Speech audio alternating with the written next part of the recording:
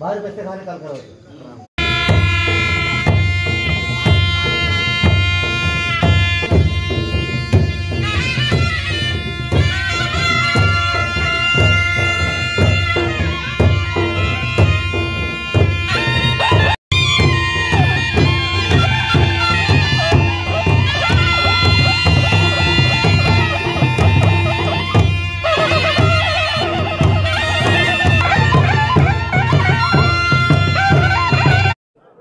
నాగోబా మహాజాతరకు సంబంధించిన పూజ కార్యక్రమాన్ని ఇప్పుడే పూర్తి చేయడం అనేది జరిగింది। ఈ కార్యక్రమంలో గౌరవ కలెక్టర్ గారు, ఎస్పీ గారు, పిఓ గారు, అదేవిధంగా ఎమ్మెల్సీ గారు, ఎమ్మెల్యే గారు, బోత్ ఎమ్మెల్యే గారు, అదేవిధంగా మిగతా ప్రజాప్రతినిధులు, అదేవిధంగా మిశ్రమ వంశీయులు పెద్దలందరూ కూడా పెద్ద ఎత్తున నాగోబా జాతర మహాపూజని ఈరోజు పూర్తి చేయడం అనేది జరిగింది।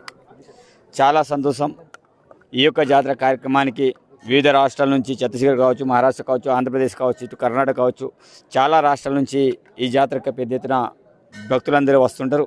మరి ఈరోజు మహాపూజ, అదేవిధంగా 2 రోజుల తర్వాత 31 నాడు ప్రత్యేకించి దర్బారీ కార్యక్రమాన్ని ఏర్పాటు చేయడం అనేది జరిగింది। ఆ దర్బార్లో ఇన్ఛార్జ్ మంత్రివర్యులు సీతక్క గారు, అదేవిధంగా దేవాదాయ శాఖ మంత్రులు కొండ సురేఖ గారు వస్తున్నారు।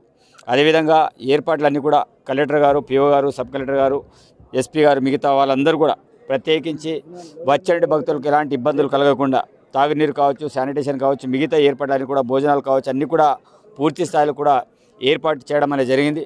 తప్పకుండా ఇంకా ఏమైనా కావాలనుకున్నప్పుడు మిశ్రమ వంశీయులు కోరుకునే విధంగా పూర్తి స్థాయిని ఏర్పాటు చేయడానికి సిద్ధంగా ఉన్నాం। అదేవిధంగా డెవలప్మెంట్ సంబంధించి కూడా ప్రతిసారి లాగానే ఈసారి కూడా నిధులను విడుదల చేయడం అనేది జరిగింది। వచ్చే సంవత్సరం కల్లా రోడ్ వెండింగ్ కూడా ముత్తూరు నుంచి ఇక్కడ వరకు అయ్యే విధంగా, అదేవిధంగా ఇక టెంపుల్కి సంబంధించిన 6 కోట్లు గతంలో శాంక్షన్ చేయడం అనేది జరిగింది। అవి పనులు నడుస్తున్నాయి। దాంతోపాటు మొన్ననే 13,60,00,000కు సంబంధించిన కొన్ని ఎస్టిమేట్లు కలెక్టర్ గారు ప్రత్యేకించి రూపొందించి ఎస్టిమేట్లు చేసుకొని వాటికి కూడా ప్రపోజల్స్ అన్ని కూడా పంపించడం అనేది జరిగింది। అదేవిధంగా గౌరవ ముఖ్యమంత్రి కూడా నిన్ననే అధికారులకు కాస్త ఆదేశాలు జారీ చేసి కలెక్టర్ గారికి చెప్పి పూర్తి స్థాయిలో ఏర్పాటు చేయాలని ముఖ్యమంత్రి గారు ఆదేశాలు చేయడం అనేది జరిగింది। తప్పకుండా ఈ యొక్క జాతర విజయవంతంగా జరగాలి। దీనికి సంపూర్ణంగా భక్తులందరూ కూడా ప్రశాంతమైన వాతావరణంలో వచ్చి పూజలు చేసుకొని వెళ్ళాలని మనస్ఫూర్తిగా కోరుకుంటున్నాను।